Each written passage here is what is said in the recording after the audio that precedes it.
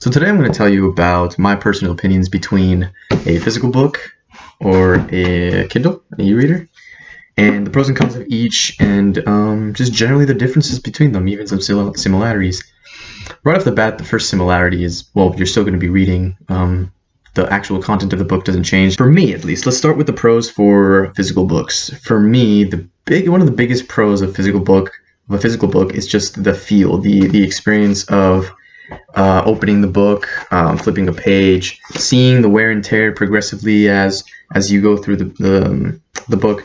I personally here have the Lies of Locke paperback copy here with me. And, one thing I really like about physical books is that I doggy ear. I'm one of those people, I don't bookmark, but I'll doggy ear, and then as I read throughout the day, I'll doggy ear where I leave the page where I last read at the end of the day, and I'll look back and I'll see how much I've read. And for some reason that brings me a little bit of joy, because sometimes I try to beat my previous day. Sometimes I'm a little disappointed because I only got like 20, 30 pages.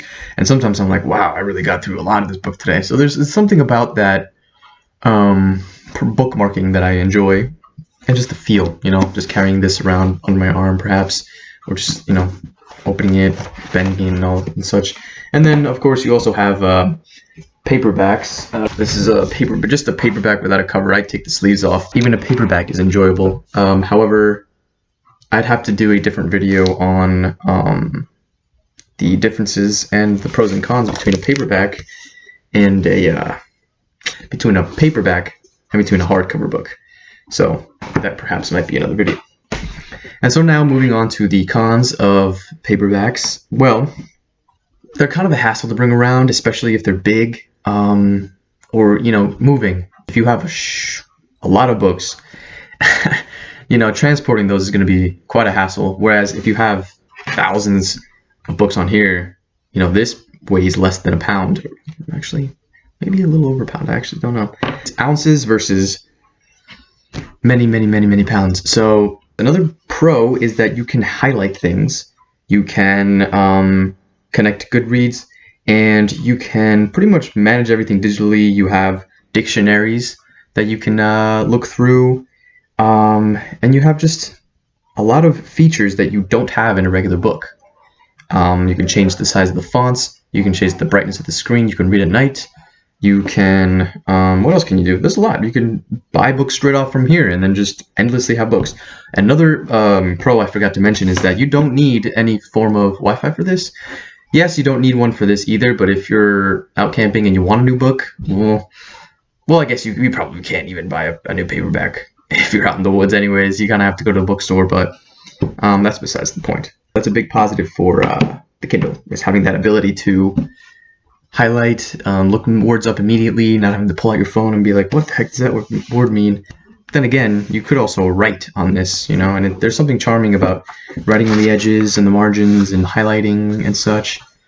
And then another con, or the first con for Kindles, would probably be in e-reader. It doesn't have to be Kindle specifically. It could be any e-reader. You could even be your iPad. I don't know. Just something that isn't a physical book. A con would be the battery. Obviously, you're having to charge it. If you're on the road, you can read a book for days and not have to worry about bringing a charger. But the Kindle, yes, it has pretty good battery life, but you're going to have that worry of, I'm going to have to charge it eventually. It could break too. This could maybe survive a tornado. It could survive, I could do a lot to this book and I'll still be able to read it. But the moment that this stops working, for example, the screen breaks, or, something goes wrong with the processors inside or whatever, I can't use it anymore. And I'm either going to have to contact Amazon if it wasn't my fault, or, get a new one. Another pro is that the Kindle version of the books are generally cheaper than paperback books. So for example, I guess this one is 16 Canadian dollars. Lies of Locke, which I might do a review about, by the way. It's my second time reading it and I'm absolutely in love. And Kindle books tend to generally be cheaper because you don't have to pay for the, physical materials.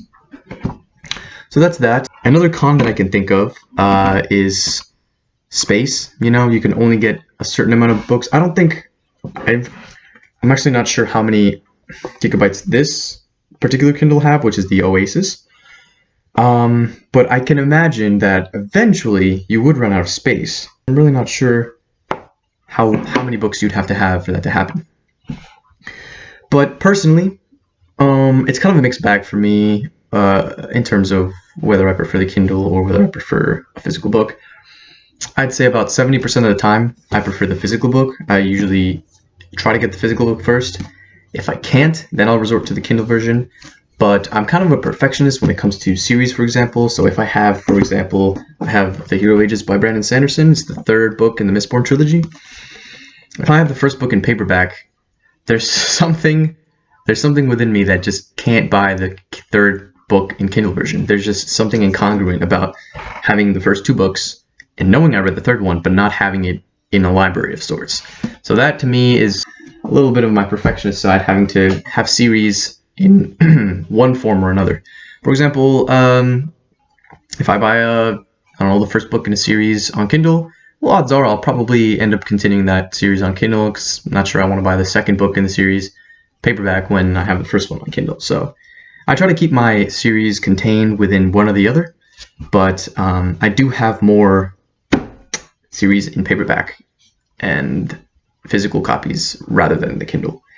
But the Kindle has its place. The Kindle has its uses. I enjoy the night reading ability. These tend to be expensive, but it could eventually pay itself off in the long run, especially if you tend to buy the expensive non-mass paperback copies or the special editions, limited editions of books. Those tend to go for more. If you just get yourself a Kindle, you don't even have to have this Oasis one. This is one of the more expensive ones. You can have the regular Kindle Paperwhite. Just get that and start buying books, and eventually you should be pretty even. Like I said, personally, physical books are a win for me, but I supplement with my Kindle.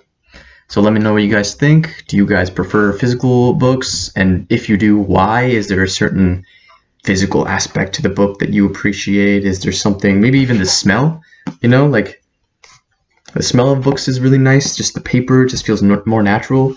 Or do you like the Kindle more, and why? Why do you like the Kindle more? Is it because of the fact that it feels nice to just have everything in this one little bit? Just take this everywhere you go. If you move houses, if you frequently travel, this could be a big reason to get a Kindle. If you frequently travel, you're frequently on the go, that's perfect. Yeah, let me know what you think, and see you guys in the next one.